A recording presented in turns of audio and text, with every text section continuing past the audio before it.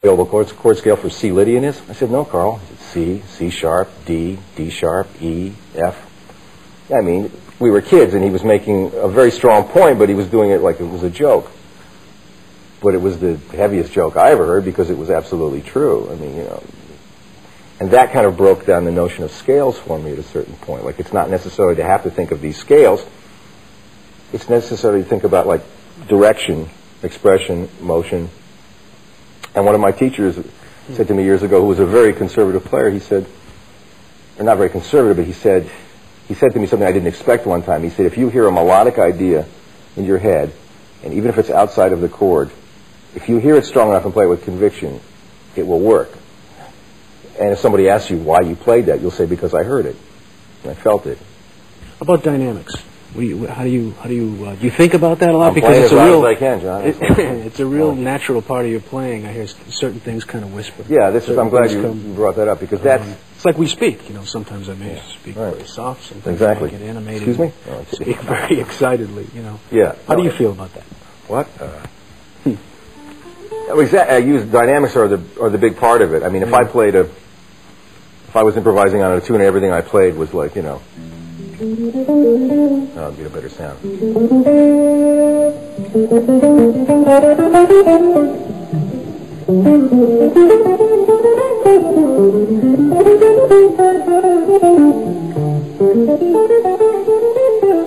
I mean, you get bored very quickly. I'm already bored. I mean, but if I took the same, if I was playing, like, maybe not the same phrases, but similar phrases, you know, eighth note type lines, and I used more dynamics in them, they would all of a sudden have more meaning.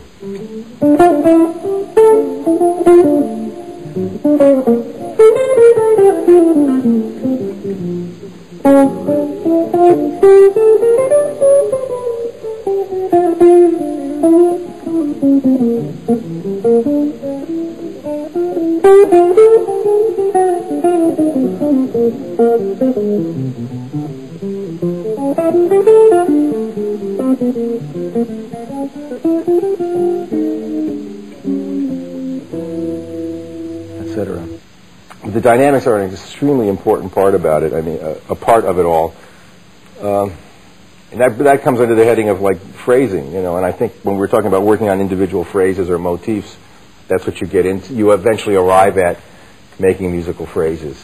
And that's what you really want. I mean, that's what you're going for in the end is a musical phrase and putting together of ideas. And really, what you wind up arriving at, where I hope I arrive at, in the best sense, is the improvisation is kind of like a composition. My best intentions are when I improvise is to create some kind of new composition over the existing one. And if it's a standard song that I like, some of the songs I love so much, I try to also pay very close attention to the song, because the ones I play really well, I feel that I wrote them. I feel like they're my songs, you know. Mm-hmm. John, one of the characteristic points of your compositions and your writing is polychords, and we haven't talked about that yet today. No. Various triads over various bass notes. How do you think of them? How do you come up with them? What might be some uses for them? And maybe we can demonstrate a few of those sounds, if we can break them down into what their lowest common denominator is, so to speak, you know. I think they're the kind of sounds that I arrived at by when I first moved to New York and met people who were writing this kind of music and recording this kind of music.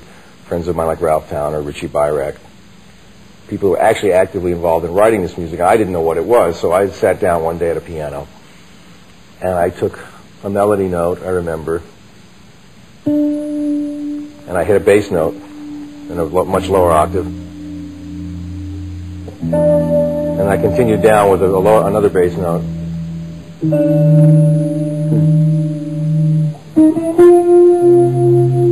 So I was really just playing bass notes and melodies. I repeated it again, and then I started to say, well, here I have a melody note and a bass note. What if I fill in the middle? What's that going to sound like? I mean, I could fill it in a lot of ways. But I decided on this triad, which was a G triad with F in the bass. Keeping the melody note basically the same and moving to a B-flat triad with E in the bass. So the bass is moving down, the melody is basically staying the same. And then to an E-flat in the bass.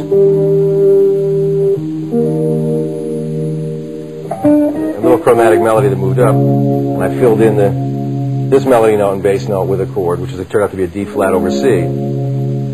So I had this kind of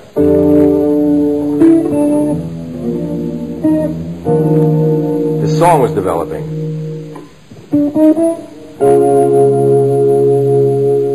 So I had that much of it. At the same time, I had come up with this little funny, I don't know what you call it, like it's like a motif, but like a little vignette, this little thing I came up with, which is based in thirds. This was all done on the piano, not on the guitar. It almost sounds like a little kid's, like... Yeah.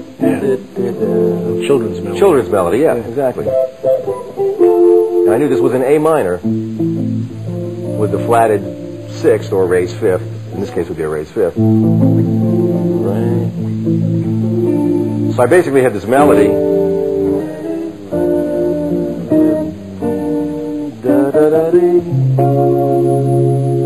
So I was writing a tune that had polychords in it, but I didn't really know what they were or how to deal with them at the time. I just wrote the song from sound, basically from bass note and melody note, and fill in the middle.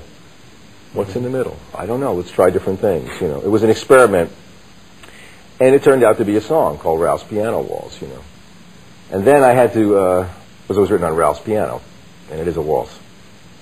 Is that the first tune you wrote with polychords? I think this was the first tune I wrote with polychords. But then I had to figure out how to play on this thing, you know, because it was, for me, it was like foreign territory. I was still used to 2-5-1 traditional harmony, but I loved this sound of these chords, but I didn't know how to improvise. That's where the scalar approach came in handy, or knowing what the scales were. I know I haven't mentioned much about modes or scales in this tape, and I've been purposely trying to avoid using the word mode because it's used so much. I mean, I wanted to talk more about how to make music from all this stuff. So that's what I did. I broke this particular song down into the modes that would fit it, and I applied some of my own principles to it as I practiced intervals and triads from it. And eventually, I learned how to play this thing. It took me a long time, though. Mm-hmm. But that was my first real run-in as a composer with polychords. And that's how, when I talk about improvisation as being composition, I do try to think like that when I improvise to a certain extent. But when you compose like this, then you are like, you know, a painter or someone who has time to change things, you know. Mm. That's what I love about, you know, and that's the way I think you can practice. It's one of the ways you can practice. I mean, everything I'm telling you on this tape and everything we're talking about are just my own personal opinions, my own feelings about music, which have come over a long time of playing many different styles and with many different people. So there's lots of different ways to go about it, but I do believe that part of your practicing should be writing, you know, or dealing in the area of composition, whether it's just improvised or whether it's something you're going to actually commit to paper and put your name on it and say, I wrote it. It's a real helpful, extremely helpful tool, because that's really, again, it's helping you hear. Everything about that I'm talking about seems to come back to the same place. When I analyze it in my own brain, I say, oh, I'm talking about hearing what you play, composing, writing. It has to do with hearing. It doesn't have to do with licks and scales as much as it has to do with taking what those tools can offer you and making music out of them. That's what we're trying to do anyway, and all the good players do it. Sure. Yeah, theoretically, you could put any bass note over any triad. I think absolutely. In Mick's book, there's an exhaustive display of what's possible. I'm sure with Mick there's an amazingly comprehensive study, because he was such a whiz at that stuff. Sure. But I think this is just this is another way of playing, and it's not removed from the standard 2-5-1 progressions, but it's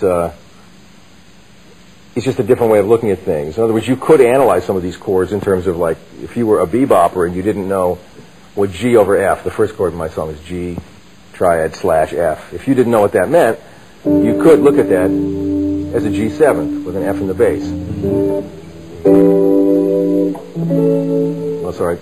You know that old kind of resolution thing they have with the 7th in the bass going to the 3rd of a major chord. So if you were a classical composer, you'd understand that. You know. What's important to look at these